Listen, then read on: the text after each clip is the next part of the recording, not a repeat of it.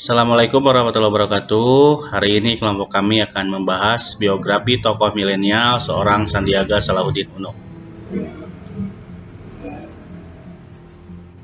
Pria yang bernama lengkap Sandiaga Salahuddin Uno ini lahir di Rumbai, Pekanbaru Riau pada tanggal 28 Juni 1969. Beliau merupakan anak dari seorang ayah bernama Razib Halik Uno dan seorang ibu bernama Main R. Uno. Riwayat pendidikan beliau dimulai masuk SD di SD PKSD, kemudian melanjutkan ke SMP 12 Wijaya Jakarta Selatan, dan melanjutkan ke sekolah SMA Katolik. Sandiaga Uno merupakan sosok yang cerdas. Hal ini dibuktikan ketika ia kuliah di Wichita State University di Kansas, Amerika Serikat. Ia berhasil lulus dengan predikat summa cum laude. Setelah itu, beliau mendapatkan beasiswa dan melanjutkan studinya di George Washington University, Amerika Serikat. Ia menamatkan kuliahnya dengan meraih IPK sempurna yang merupakan sebuah prestasi yang sangat membanggakan. Setelah lulus dari Wichita State University, Amerika Serikat, Sandiaga Uno memulai karir pertamanya sebagai karyawan bank pada Bank Summa pada tahun 1990.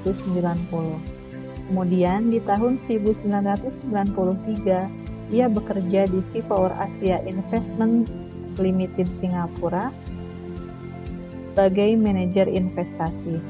Lalu di tahun 1994, ia bekerja di MP Holding Limited Group.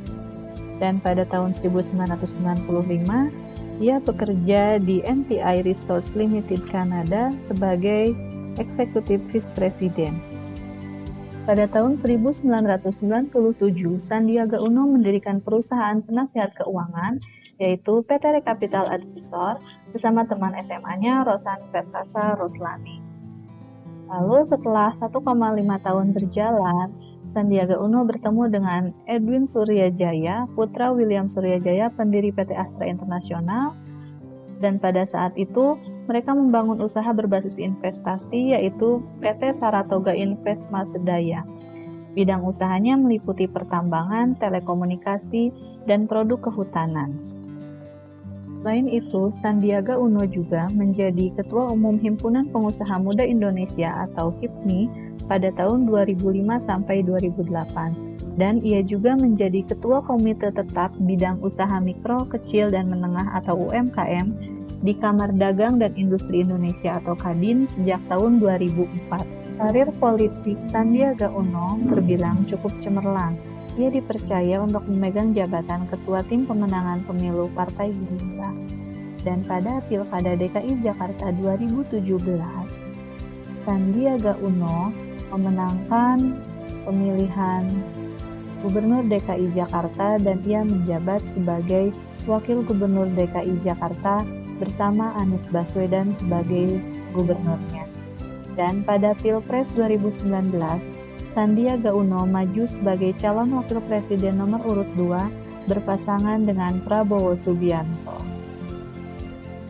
Komitmen aktualisasi dari kisah Bapak Sandiaga Uno yang didasarkan pada nilai-nilai Pancasila dalam penerapan fungsi ASN dapat kita lihat dari beberapa tayangan berikut.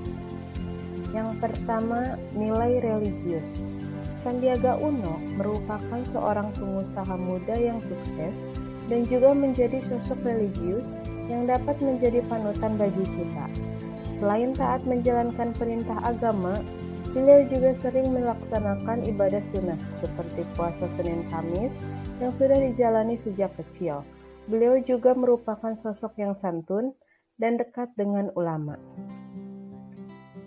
Yang kedua, nilai kemanusiaan. Di tengah pandemi COVID ini, banyak sekali para pedagang, khususnya pedagang kaki lima yang terkena dampak dari pemberlakuan PPKM. Hal ini membuat rasa kemanusiaan yang ada dalam diri Sandiaga Uno tersentuh. Sandiaga Uno hadir menggandeng Kahmipreneur untuk memberikan bantuan beasiswa kepada anak-anak PKL terkena dampak PPKM yang masih duduk di sekolah dasar, menengah, SMA, dan mahasiswa. Nilai dasar Pancasila yang ketiga adalah integrasi nasional, di mana dalam hal ini Sandiaga Uno telah menunjukkan sikap kecintaannya kepada tanah air dan bangsa. Di sela-sela kesibukannya yang padat, Sandiaga Uno tetap mengkampanyekan gerakan kembali ke bioskop sebagai upaya untuk mensupport perfilman karya anak bangsa. Bentuk lain dari kecintaannya kepada tanah air, Sandiaga Uno juga memberikan penghargaan berupa liburan kepada pemain bulu tangkis Grecia dan Apriani yang telah merebut medali emas di Olimpiade Tokyo. Nilai kerakyatan dan demokrasi. Pada tahun 2018, Sandiaga Uno resmi mencalonkan diri sebagai calon wakil presiden bersama dengan Prabowo Subianto pada pemilihan presiden dan wakil presiden tahun 2018. Namun beliau kalah dalam pemilihan tersebut. Sandiaga Uno menerima keputusan pemilu dengan legowo sebagai bentuk sikap pengamalan nilai demokrasi. Yang terakhir dari nilai keadilan sosial ialah sebagai Menteri Pariwisata dan Ekonomi Kreatif, Sandiaga Uno tak henti-hentinya terus mendorong akselerasi penggunaan moda digital atau digitalisasi bagi SDM Parekraf sebagai upaya pemulihan ekonomi di masa pandemi. Beliau juga mengajak para kaum milenial muda untuk dapat menciptakan lapangan kerja baru daripada sekedar mencari kerja. Menurut Sandiaga, menciptakan lapangan kerja merupakan pengamalan dari nilai dasar Pancasila keadilan sosial.